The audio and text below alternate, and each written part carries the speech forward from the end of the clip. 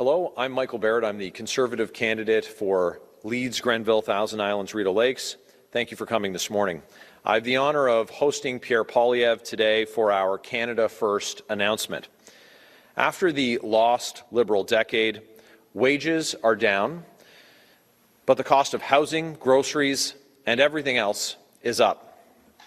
Canadians now spend more on taxes than they do on clothing, rent, and food.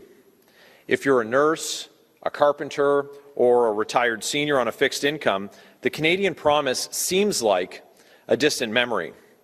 Under the Liberals, we've had the worst housing inflation in the G7, while regular inflation means that families will spend over $800 more on food this year than they did in 2024. But for well-connected Liberal insiders, life has never been so good. It's a tale of two Canadas. Over the last 5 years, everyday Canadians have suffered from Liberal inflation. But believe it or not, some Liberal insiders secretly love inflation. Why? Because if you own a lot of assets, inflation causes their value to soar. Remember, it was Mark Carney who advised Trudeau to open up the spending taps, making everything more expensive for Canadians. Why would he do that? Well, here's a clue. In 2022, while most Canadians were watching the value of their paychecks collapse under an avalanche of inflation, Brookfield CEO wrote to his shareholders to gloat about how much money they were making off of inflation.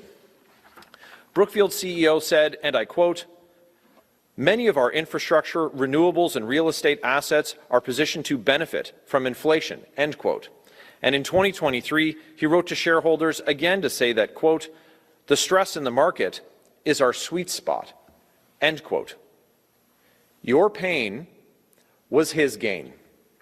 As Trudeau's economic advisor, Carney was supposed to be working for Canadians.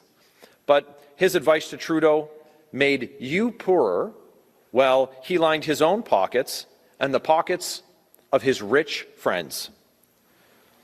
At the same time, he advised Trudeau to raise taxes on Canadians, taxes that he knew he wouldn't have to pay after he stashed his company's funds in exotic Caribbean tax havens.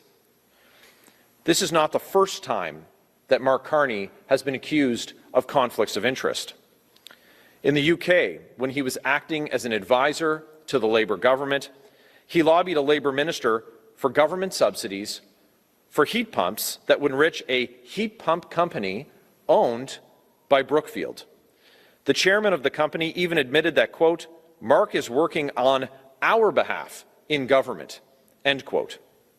Meanwhile, here in Canada, Carney's conflicts touch everything from nuclear energy to real estate to tax policy to his dealings with the Chinese government and shadowy Bermuda tax havens. Incredibly, we still don't know whether or not Mark Carney actually pays taxes in Canada. And now, as Prime Minister, the current conflict of interest rules don't even require him to sell his assets in Brookfield. Now, he's gotten away with just moving his assets into a so-called blind trust. But the only people who are left blind are Canadian voters. We can't see what assets are in the trust, but Mark Carney knows because he put them there. Now, Mark Carney doesn't want to talk about any of that. That's why as soon as the media started asking him tough questions about it, he suspended his campaign and rushed back to Ottawa. He's been hiding from the public for 3 straight days now. He's hiding from scrutiny over the fact that he's already the most conflicted and compromised Prime Minister in Canadian history. From revelations about his cozy relationship with the Chinese government, cash stashed in offshore tax havens, and his history of lobbying governments he's supposed to be advising to benefit his employers and his own financial interests. This is the Prime Minister who leads a Liberal party that's made up of ministers and caucus members who are responsible for the series of ethical scandals that have tarnished Canadians' confidence in our democratic institutions, like the $60 million Arrive scam, the $1 billion Green Slush Fund, the Canada Student Service Grant, where they tried to give $1 billion to Liberal insiders at the We organization. Mark Carney doesn't want you to think about any of that. That 87% of the cabinet that he appointed were the same cabinet ministers that advised Justin Trudeau. He's running on one election promise only, that he can deal with Trump. So how's that going? 2 weeks ago, he said that he made progress with Trump. Last week, he said that, quote, he can handle Trump, end quote. That's an actual quote from him. But there's no evidence whatsoever that Mark Carney can control or influence anything that Donald Trump does. The fact is that while the rest of the world is getting pauses on Trump's tariffs, there are more tariffs on Canada today than when Mark Carney became Prime Minister. Now that's Mark Carney's actual record of dealing with Trump. He can't hide from that record any more than he can hide from his own conflicts and Liberal record of broken promises. After the lost Liberal decade, with costs and crime up, and our economy down and under America's thumb, and with Liberal insiders profiting off their government's decision, it's clear that the Liberals don't deserve a fourth term. It's time to put Canada first for a change, with a new Conservative government that will axe taxes, will build homes, unleash resources, stop crime, and bring home jobs, to stand up to Trump from a position of strength. Pierre Poilievre is the only one who can bring that change to Canada. Now, here to tell you more about our plan, I have the pleasure of introducing the only man who can stop Mark Carney, the leader of Canada's first Conservatives, Pierre Poilievre.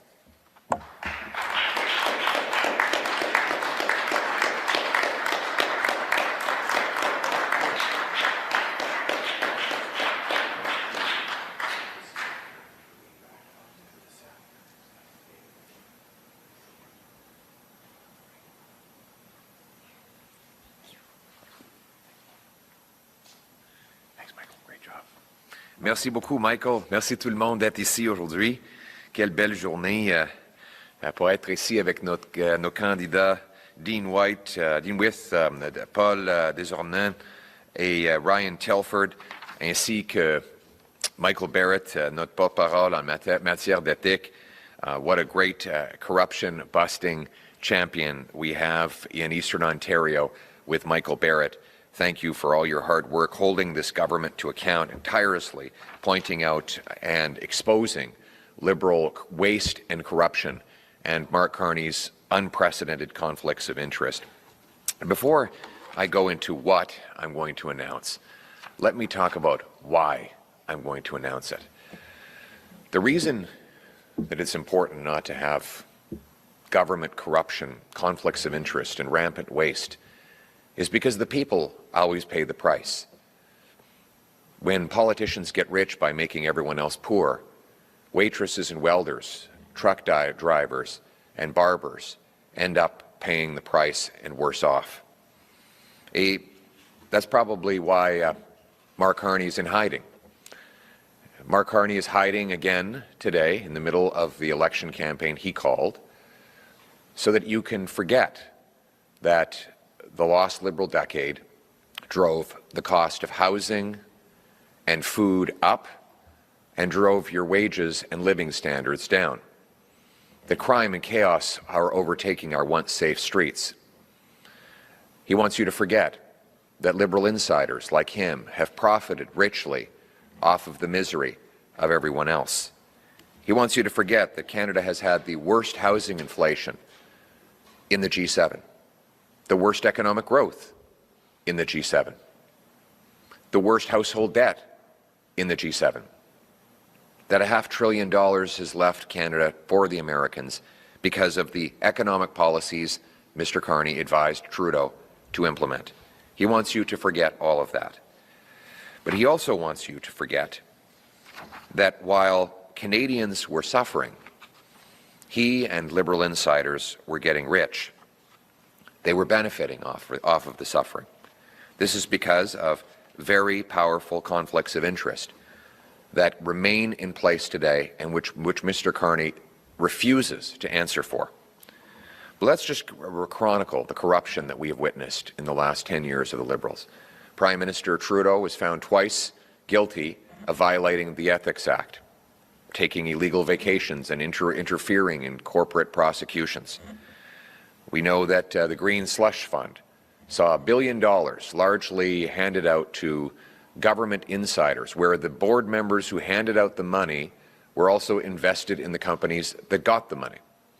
Then there was the Arrive scam, a useless app no one needed that cost hundreds of times more than necessary and in the end didn't work, and no one was held accountable.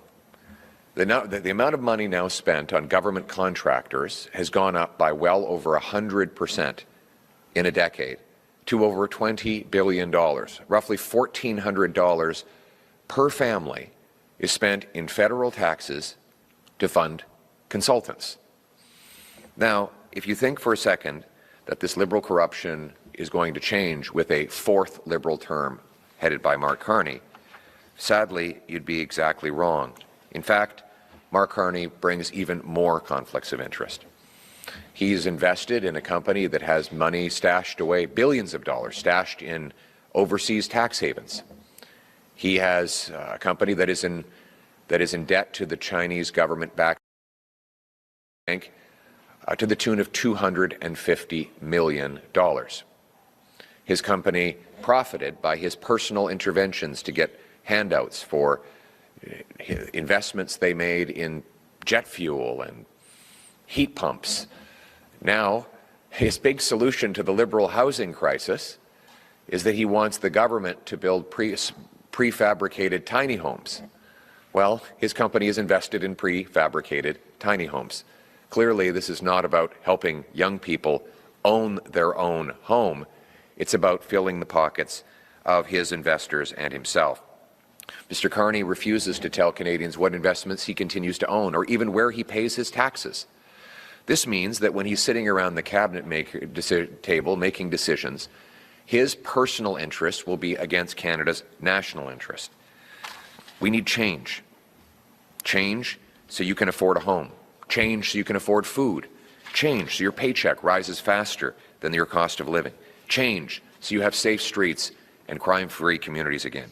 Change so you can be confident that your government is working for you, not for wealthy insiders or for the politicians who are making the decisions. La raison pour laquelle M. Carney se cache aujourd'hui, c'est parce qu'il veut vous faire oublier que le coût du logement a doublé pendant les années libérales, que le coût de nourriture a gonflé et que votre chèque de paie est en baisse lorsque vos coûts sont en hausse. Il veut vous faire oublier les décennies perdues des libéraux,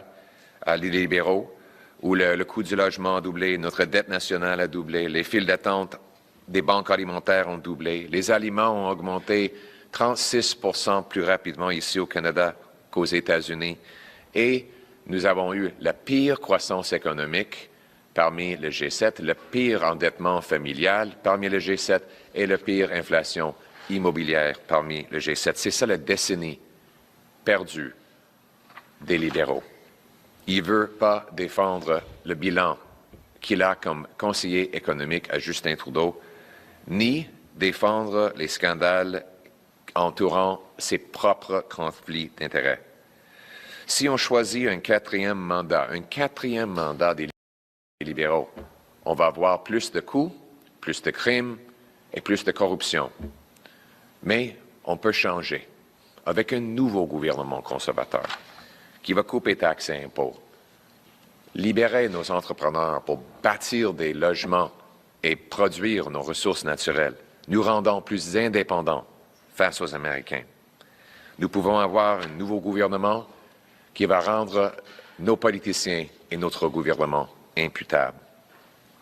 The last time we had a Conservative government, we were on the heels of a lot of other Liberal scandal.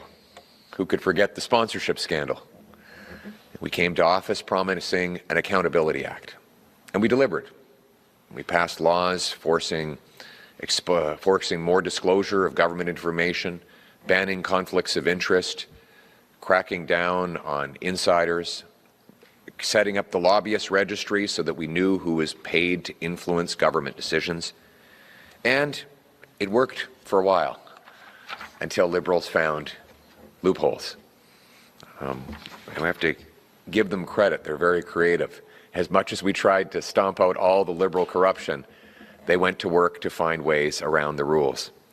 So I'm announcing today that a new Conservative government will bring change by introducing the Accountability Act 2.0, designed to remove the loopholes that Mr. Carney and the Liberals are using to avoid accountability for themselves and for their party. We're going to put Canadians first for a change. We're going to have an accountable government for a change. We're going to have politicians and leaders who work for you, for your affordable home and food, for your safe street, for your paycheck, for a change. So let me lay out some of the elements of this plan. First, we will ban shadow lobbying. Now, shadow lobbying is when professional VIPs with big shot titles call themselves advisors so that they can influence government decisions to profit themselves, but then get around lobbying rules. And Mr. Carney's been famous for this. He bragged that he lobbied the British government to increase jet fuel prices while his company invested in the jet fuel. He brags that he influenced governments to subsidize heat pumps while his company invests in heat pumps. He says that he's going to reverse the Liberal housing crisis by having the government build prefab tiny homes. Well, his company is invested in prefab tiny homes. Using a fake title of advisor to push policies that enrich yourself while impoverishing everyone else is an unacceptable conflict of interest, and it is nothing more than glorified corporate lobbying that is unregistered. We have a lobbyist registry which is meant to allow Canadians to know who is taking money to influence government decisions. We cannot allow high-priced corporate insiders like Mark Carney to go around those rules. And so, henceforth, we will eliminate the lobbying loophole and require anyone who's acting as an advisor to government officials to declare themselves and register as a lobbyist whenever they are advising on matters that touch upon their financial interests or that of their company. This would have required Mr. Carney register as a lobbyist when he was talking about anything that would have profited his corporate interests at Brookfield. Second, we will stop politicians from profiting off their own decisions. Ministers should not be involved in setting policies that enrich themselves or their families without accountability. We should not allow people to use their political power in government to make decisions that will advantage themselves above and beyond the public interest. Let me explain the problem. There is a section in the Ethics Act right now that allows a politician to make a decision that benefits him or his family if it benefits other people as well. Now, the reason that was set up was so that, for example, Jim Flaherty benefited by cutting the GST because his consumer purchases were a little more affordable. But, of course, everybody benefited. We didn't want to declare that to be a conflict of interest. But it's been widely over-interpreted to allow, for example, Bill Morneau to make policies that affect insurance plans just because there are multiple companies that benefit from it and not just his.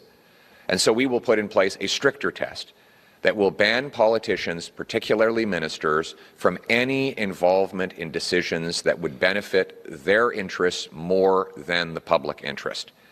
They would also have to declare these interests publicly and widely so that everyone knows.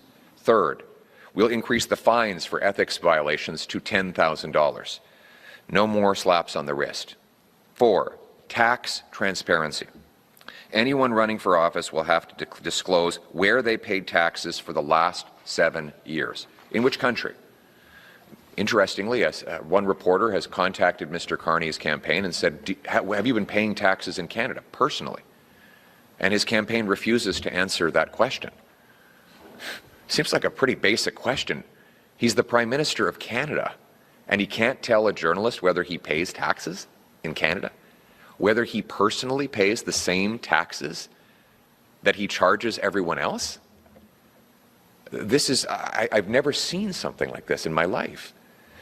And then you have his corporate interests, where we know he has cash stashed in Bermuda, in the Caymans, and other of the most flagrant offshore tax havens. So while he was advising Justin Trudeau to raise your taxes, he was dodging his. He still has those conflicts in place.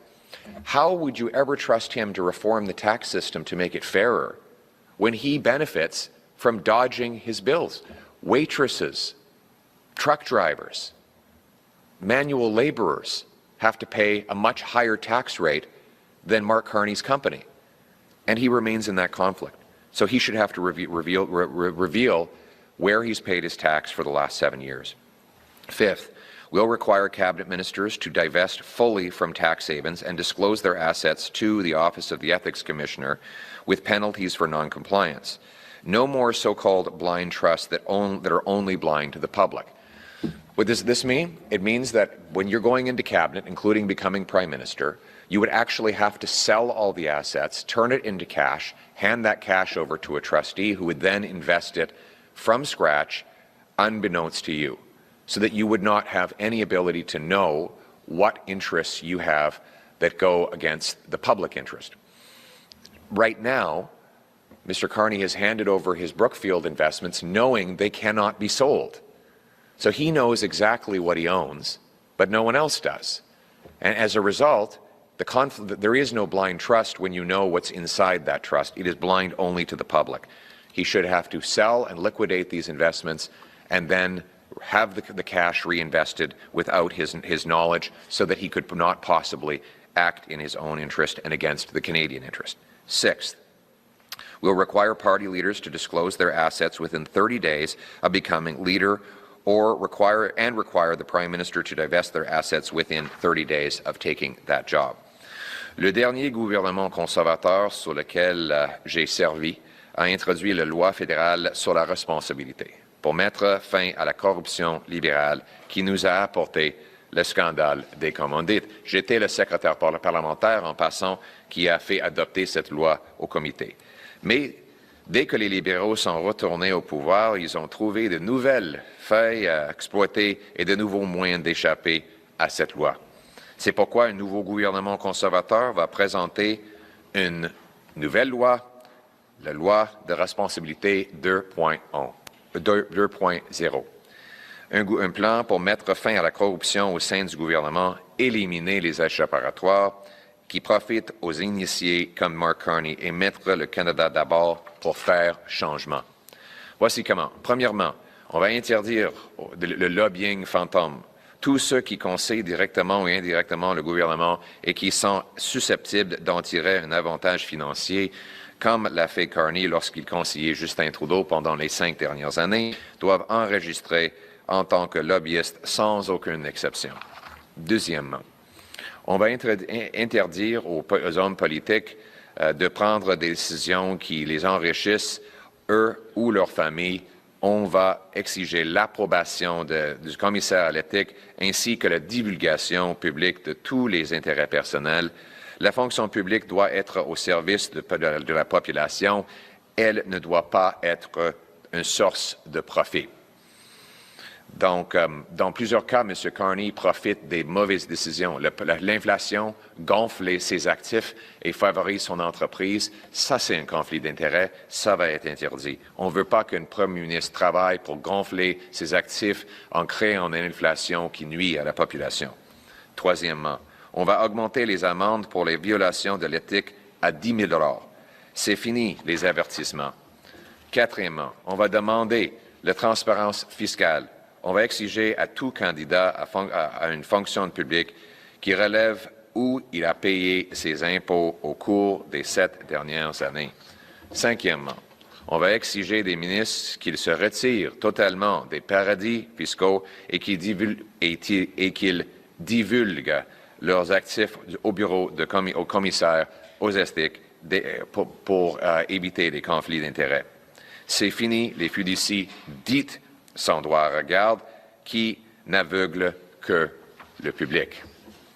On va exiger des chefs de parti qu'ils divulguent leurs actifs dans les 30 jours suivant leurs ascensions à la tête de leur parti et des premiers ministres qui se débarrassent de leurs actifs dans les 30 jours suivant leur entrée en fonction. During the lost Liberal decade, Liberals let insiders like Mark Carney put themselves and their interests first. They got rich by making Canadians poor. Ils se sont devenus riches en rendant les Canadiens pauvres. The Accountability Act 2.0 will put you first, your family, your affordable food, your affordable home, your safe street, your family, your country, your future. A new Conservative government will put an affordable life first for a change. We'll cut your taxes by 15%, saving the average family with 2 workers $2,000. We'll cut taxes on new homes by $100,000. We'll bring in a Canada First Economic Action Plan to unlock our natural resources, build projects and infrastructure, empower entrepreneurs, unleash our economy, and reduce our dependence on the Americans so that we can stand on our feet and stand up to Trump from a position of strength. And we will put your quality of life first for a change by stopping crime and bringing back safe streets. We'll ban criminals with a 3 strikes you're out law, shut down drug dens, treat 50,000 people suffering from addiction. A new Conservative government will respect your hard work, honor your trust, and deliver results for you. We'll restore the promise of Canada, that hard work gets you a great life in a beautiful, affordable home, with good food, on a safe street, under a proud flag. Nous allons faire un changement pour le Canada, pour vous mettre d'abord votre nourriture abordable, votre maison abordable, votre sécurité d'abord. On va travailler pour les Canadiens au lieu que pour les intérêts privés. Et on va ramener la promesse du Canada, où chacun qui travaille fort pourrait avoir une belle vie dans une belle maison abordable sur une rue sécuritaire sous notre fier drapeau canadien. Only a new Conservative government can bring change. We cannot afford a 4th Liberal term of rising costs and crime and a falling economy. Canada deserves better. Canada deserves change. Let's bring it home. Thank you. We will now take questions from the floor. Please say your name and outlet. Good morning. I'm Iqbal Atwal from 97.9 Chin FM Radio Hans, a radio station serving Ottawa's South Asian community. Our listeners, very hardworking family, immigrant, and long-term residents, are deeply concerned about the rising crime in Ottawa, particularly car theft and home invasion. These crimes are not just about the property, they're making people feel unsafe in their own homes and neighborhood. If elected, what specific action will your party take to address these serious safety concerns and help restore a sense of security in our community? Thank you very much. It's Iqbal, you said? Yes, Iqbal Atwal. Well, thank you, Mr. Atwal. I really appreciate your question. And what part of town do you live in, if you don't mind my asking?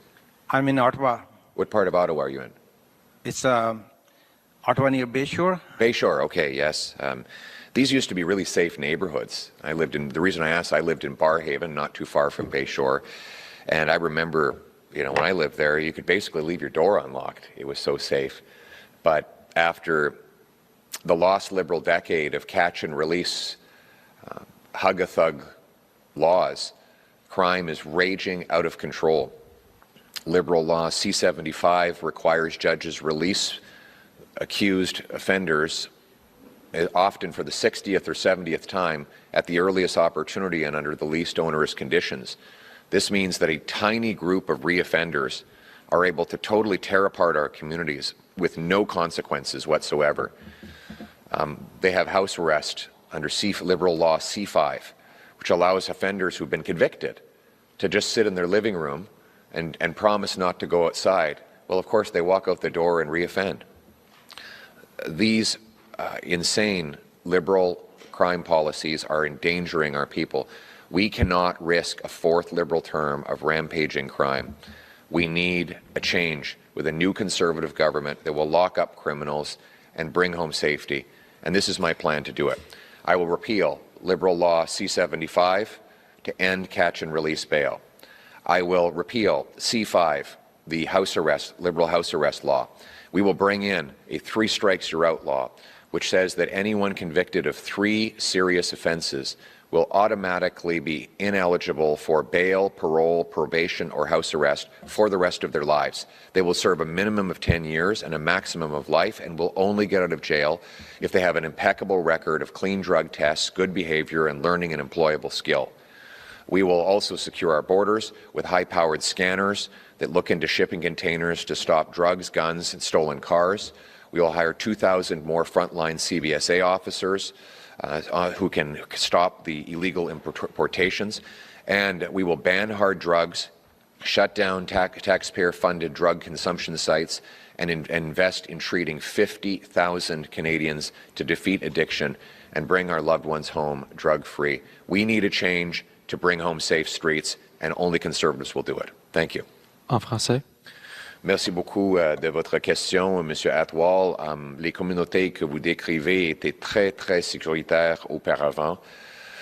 Mais maintenant, c'est le chaos total à cause des libérations automatiques des criminels que les libéraux ont mis en place avec la loi C-75. C'est une libération sous caution automatique et obligée qui permettent des mêmes criminels ayant fait des 80 crimes auparavant d'être libérés automatiquement. Les peines Netflix que les libéraux ont mis en place permettent des criminels de faire leur sentence devant la télé dans leur maison. Et ça a libéré une énorme crise de criminalité à travers le Canada qu'on va renverser. Moi, on peut pas se permettre un 4e mandat libéral de plus de criminalité. Il faut que ça change avec un nouveau gouvernement conservateur qui va mettre la sécurité des Canadiens d'abord. On va abroger les lois libérales C-75, C-5 et le remplacer avec une loi de 3 coups. 3 crimes et un criminel va devoir rester en prison pour moins de 10 ans et ne sera pas éligible pour la liberté en caution, sous caution ou la liberté conditionnelle. C'est fini les peines Netflix pour des récidivistes.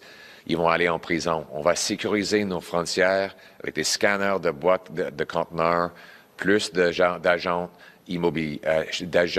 frontaliers et moins de trafiquants d'armes et de drogue. C'est comme ça qu'on va renverser les décennies perdues de criminalité que les libéraux ont apportées et amener un vrai changement pour mettre la sécurité d'abord. Thank you. Next question. Hi, Marco Vigliati. I apologize. Once again, we're seeing an announcement, an ethics announcement focused on, Mark Carney overtly. But one thing we really haven't heard so far during this campaign is your plan to deal with the threat the threat foreign interference poses to our institutions and our election integrity. Obviously, a major focus of the previous Parliament. We've even seen during this campaign questions raised about certain candidates' close ties to foreign governments. But we really haven't heard too much on your end what you would do differently other than scolding the Liberals for not putting in place the foreign agent registry fast enough. So I'm just wondering, let's maybe just focus on nomination races, for example, a known soft spot for this activity. Would you commit to bringing those races under the umbrella of the Canada Elections Act? And if you won't commit to doing that, can you give Canadians any assurances that you would take foreign interference serious enough, even if that means reducing the autonomy political parties like the one you lead have over things like nomination races? We will. I can assure you that we will take foreign interference seriously.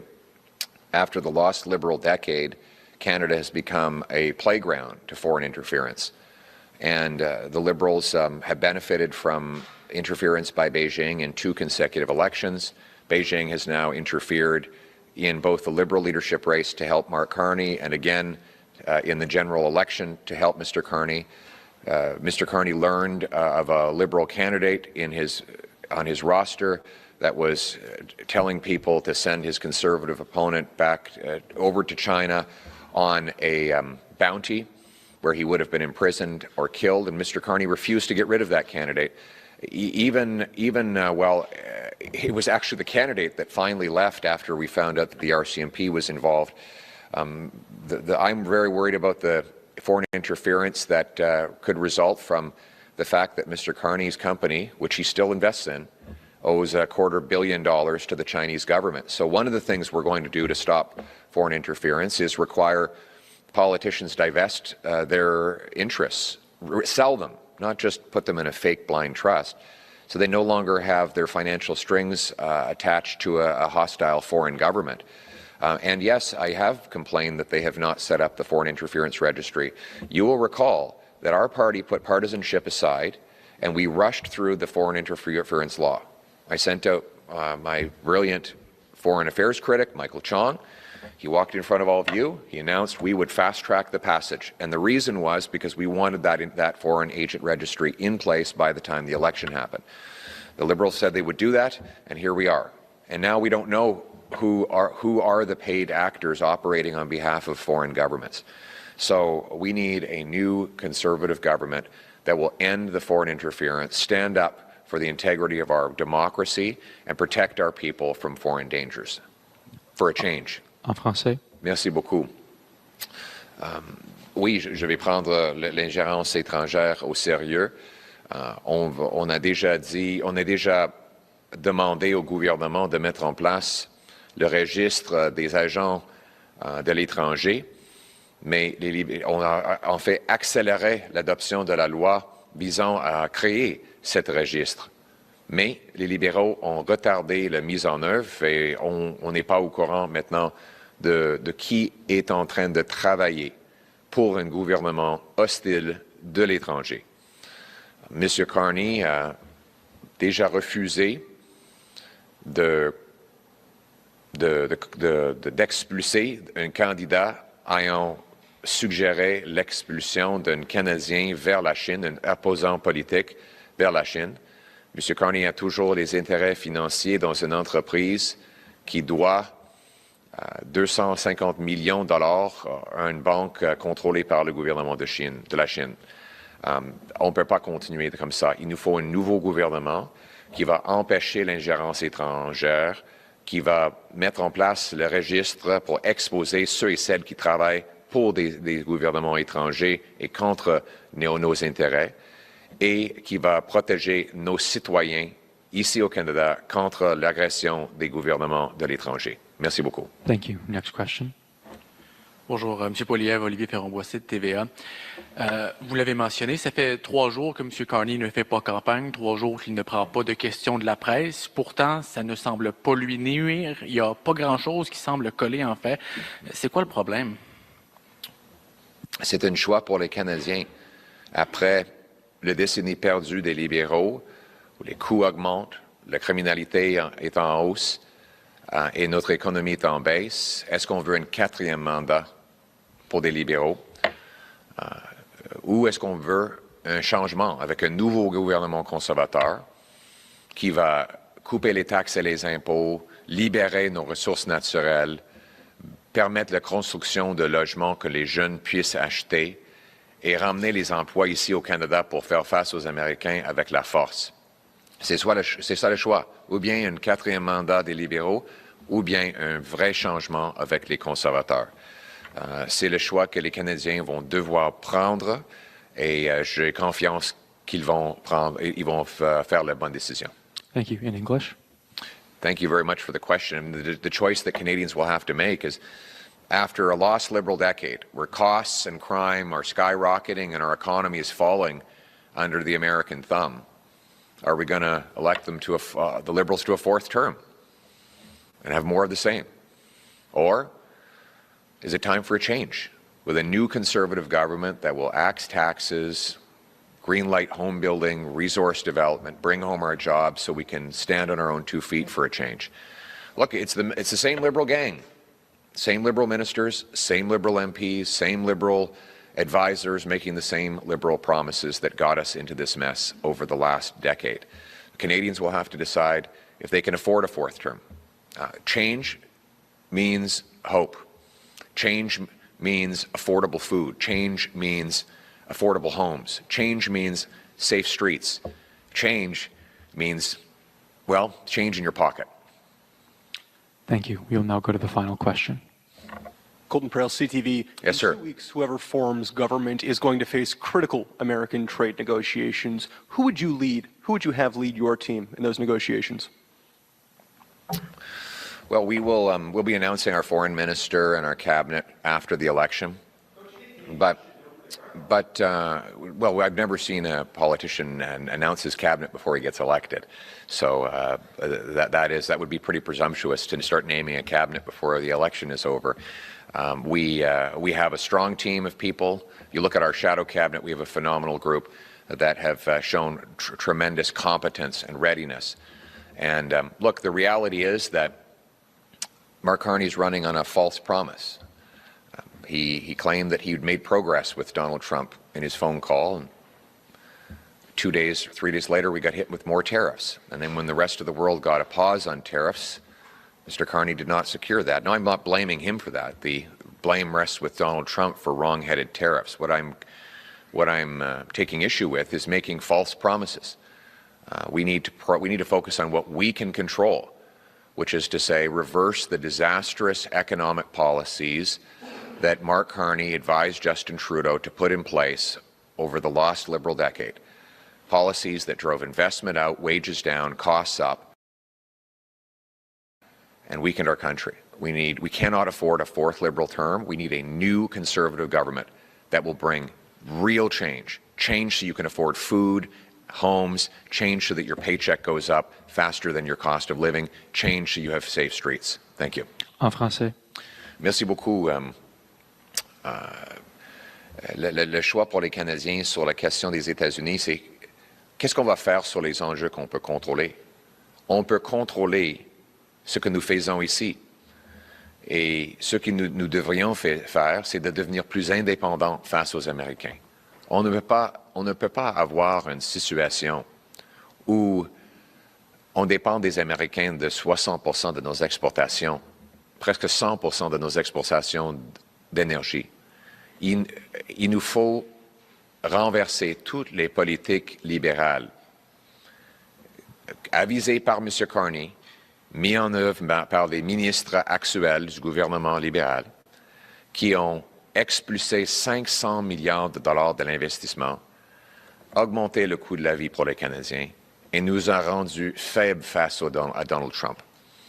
On a besoin d'un nouveau gouvernement conservateur avec un vrai changement pour couper les taxes et les impôts, ramener l'investissement et les jobs ici au Canada, permettre la construction de logements et des ressources naturelles pour pouvoir tenir tête aux Américains avec la force, pour faire changement. Thank you. That concludes today's press conference. Thank you very much. La conférence de presse.